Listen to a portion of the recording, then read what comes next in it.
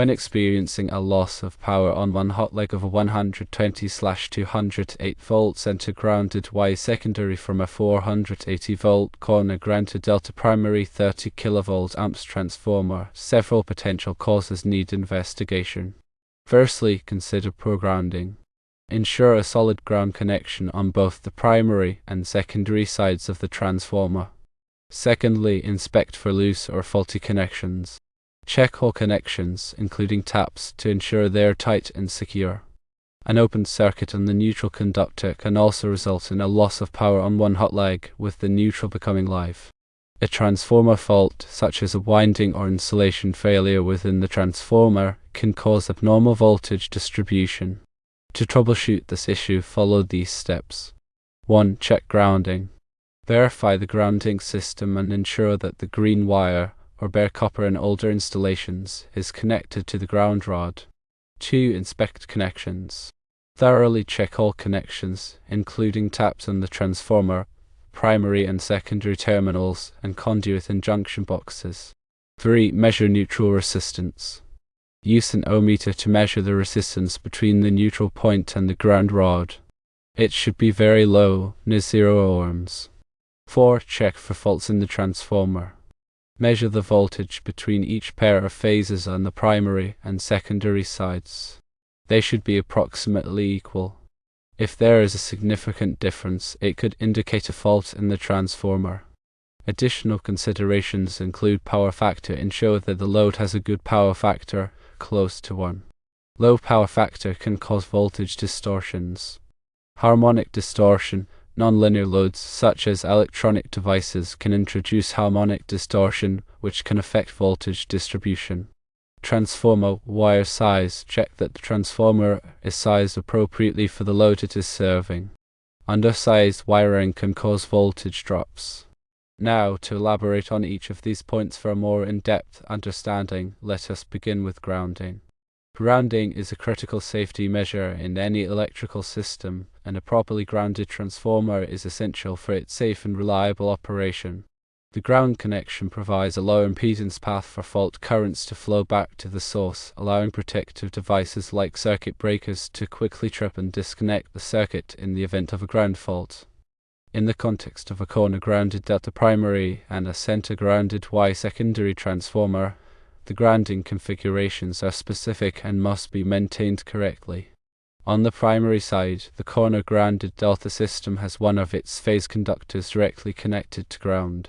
This provides a reference point for the system voltage and helps to limit the voltage to ground on the other two phases. The ground connection must be robust and reliable to ensure that fault currents can flow unimpeded. On the secondary side, the center grounded Y system has the neutral point of the Y connection connected to ground. This creates a neutral conductor that is at or near ground potential, providing a stable reference for the 120-volt single-phase loads connected between each phase and neutral. It also provides a path for imbalanced currents to flow back to the source. To verify the grounding system, start by visually inspecting the ground connections at the transformer. Look for signs of corrosion, loose connections, or damaged conductors. Use a multimeter to measure the resistance between the ground point and a known good ground, such as a ground rod or a metallic water pipe. The resistance should be very low, ideally less than 1 ohm. If the resistance is higher than expected, investigate the cause and correct any issues found. Next, consider the connections. Loose or faulty connections can cause a variety of problems in electrical systems, including voltage drops, overheating, and even arcing. In the case of a transformer, loose connections can disrupt the flow of current and lead to imbalances in the voltage on the secondary side. This can manifest as a loss of power on one hot leg, as you have described. To thoroughly check the connections, start by de-energizing the transformer. This is a crucial safety precaution to prevent electrical shock. Once the transformer is de-energized, visually inspect all connections, including the taps on the transformer, the primary and secondary terminals, and the connections in the conduit and junction boxes. Look for signs of corrosion, discoloration, or loose wires. Use a wrench or screwdriver to tighten any loose connections. Pay particular attention to the taps on the transformer. These are used to adjust the voltage ratio of the transformer and may be prone to loosening over time. Ensure that the taps are securely fastened and that they are set to the correct voltage ratio for your application. Also, consider an open neutral conductor. An open neutral conductor is a common cause of voltage imbalances in electrical systems.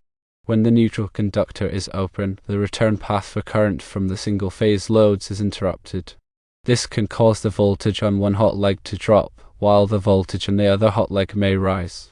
In extreme cases, the neutral conductor can become live, as you have described. To check for an open neutral conductor, use an ohmmeter to measure the resistance between the neutral point and the secondary side of the transformer and the ground rod. The resistance should be very low, near 0 ohms. If the resistance is high, it indicates an open neutral conductor. To locate the open neutral conductor, visually inspect the neutral conductor along its entire length. Look for signs of damage such as cuts, breaks, or loose connections. Use a continuity tester to verify that the neutral conductor is continuous from the transformer to the load. If you find an open neutral conductor, repair it immediately. This may involve replacing a damaged section of the conductor, tightening a loose connection, or re-terminating the conductor at the transformer or load. Next, check for transformer faults. A transformer fault, such as a winding or insulation failure, can cause a variety of problems, including voltage imbalances, overheating, and even fire. If you suspect a transformer fault, it is important to investigate further to determine the extent of the damage and to take appropriate corrective action. To check for transformer faults, start by measuring the voltage between each pair of phases on the primary and secondary sides of the transformer. The voltages should be approximately equal. If there is a significant difference, it could indicate a fault in the transformer. For example, if the voltage between phase A and phase B is significantly different from the voltage between phase B and phase C, it could indicate a winding fault. Use an insulation resistance tester, also known as a megameter, to measure the insulation resistance between the windings of the transformer and between the windings and ground. The insulation resistance should be high, typically several megohms or more. If the insulation resistance is low, it indicates a breakdown of the insulation, which could lead to a transformer fault. An additional consideration is power factor. Power factor is a measure of how effectively electrical power is being used. A low power factor indicates that a significant portion of the current is being used to create a magnetic field, rather than to do useful work. This could lead to increased current flow, voltage drops, and other problems. To improve power factor, consider using power factor correction capacitors. These devices store electrical energy and release it back into the circuit, reducing the amount of current that is required from the source. Also, consider harmonic distortion. Harmonic distortion is a type of electrical noise that can be caused by nonlinear loads, such as electronic devices, variable frequency drives, and other types of equipment that draw current in a non-sinusoidal waveform. Harmonic distortion can cause a variety of problems, including overheating of equipment, voltage distortion, and interference with communication systems. To reduce harmonic distortion, consider using harmonic filters. These devices block or attenuate the harmonic currents, preventing them from propagating throughout the electrical system. And finally, check the transformer wire size. If the transformer is undersized for the load it is serving, it can cause voltage drops and other problems. The wire size of the transformer should be adequate to carry the full load current without excessive voltage drop. To check the transformer wire size, refer to the National Electrical Code, NEC Table 310.15 B16, which provides guidance on the ampacity of conductors based on their size and insulation type. Ensure that the transformer wire size is adequate for the load it is serving. Remember to always work with the transformer de-energized and adhere to proper electrical safety procedures. The electrical work can be dangerous, and it is important to take all necessary precautions to prevent electrical shock. If you are not comfortable working with electricity, consult a qualified electrician. It is vital to accurately measure voltages. When you mentioned the voltage readings, without load you read -120 volts, x2 -120 volts, x3 -120 volts, and x0 0 volts. With load, you read some 0 volts, x2 -120 volts, x3 -120 volts, and x0 -120 volts, or else an odd one like 98 volts, x2 -120 volts, x3 -120 volts, and x0 -28 volts. These voltage readings are crucial for diagnosing the problem, and any fluctuations or inconsistencies should be carefully noted and investigated. To further elaborate on troubleshooting, consider the following detailed steps. Firstly, isolate the load. Disconnect the load from the transformer to determine if the issue is load-related or transformer-related. If the voltage returns to normal without the load, the problem is likely with the load itself. Secondly, check the load. Inspect the load for any faults such as short circuits, ground faults, or excessive current draw. Use a multimeter to measure the resistance of the load and compare it to the expected value. Thirdly, verify the transformer taps.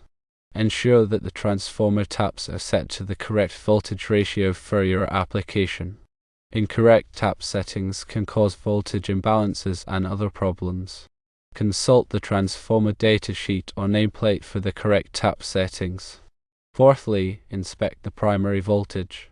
Measure the voltage on the primary side of the transformer to ensure that it is within the specified range. Low primary voltage can cause voltage drops on the secondary side. Fifthly, perform a transformer turns ratio test. Use a turns ratio tester to measure the turns ratio of the transformer. The turns ratio is the ratio of the number of turns on the primary winding to the number of turns on the secondary winding. An incorrect turns ratio can indicate a winding fault. Sixthly, conduct a transformer impedance test. Use an impedance tester to measure the impedance of the transformer. The impedance is a measure of the opposition to the flow of alternating current. An incorrect impedance can indicate a winding fault or a core problem.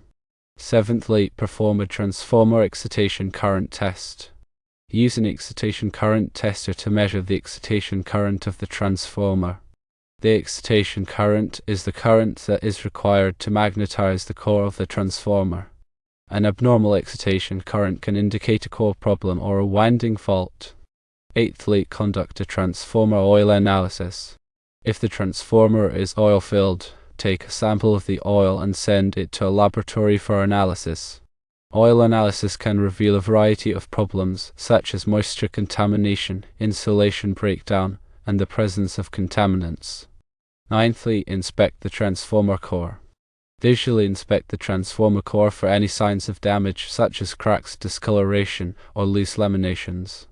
Core damage can cause a variety of problems, including increased losses, overheating, and voltage distortion. Tenthly, check the transformer cooling system. Ensure that the transformer cooling system is functioning properly. Overheating can damage the transformer windings and insulation, leading to premature failure. Also, consider the following additional safety measures. Always wear appropriate personal protective equipment, PPE, when working with electricity, including safety glasses, gloves, and insulated shoes. Use insulated tools to prevent electrical shock.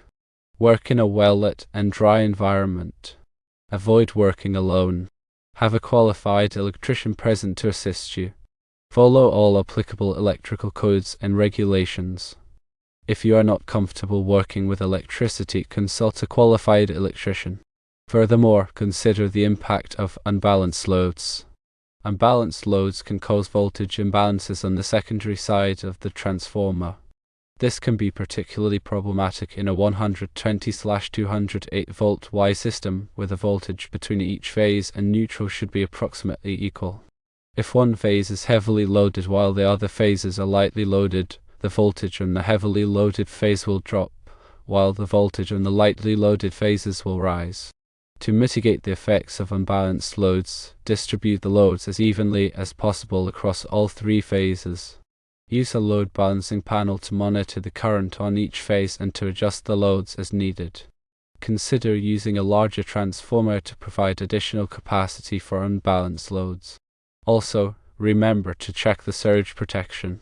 Ensure that the transformer is protected from voltage surges. Voltage surges can be caused by lightning strikes, switching operations, and other events. Voltage surges can damage the transformer windings and insulation, leading to premature failure. To protect the transformer from voltage surges, install surge protector devices, SPDs, on both the primary and secondary sides of the transformer. SPD divert the surge current to ground, preventing it from damaging the transformer. Finally, consider the ambient temperature. The ambient temperature can affect the performance of the transformer. High ambient temperatures can cause the transformer to overheat, leading to reduced capacity and premature failure. Ensure that the transformer is installed in a well-ventilated area and that the ambient temperature is within the specified range. Consider using a cooling fan or other means to reduce the ambient temperature if necessary. In summary, troubleshooting a transformer experiencing a loss of power on one hot leg requires a systematic approach that includes checking grounding connections, neutral resistance, and for faults within the transformer itself. Always prioritize safety and consult with qualified professionals when dealing with electrical systems.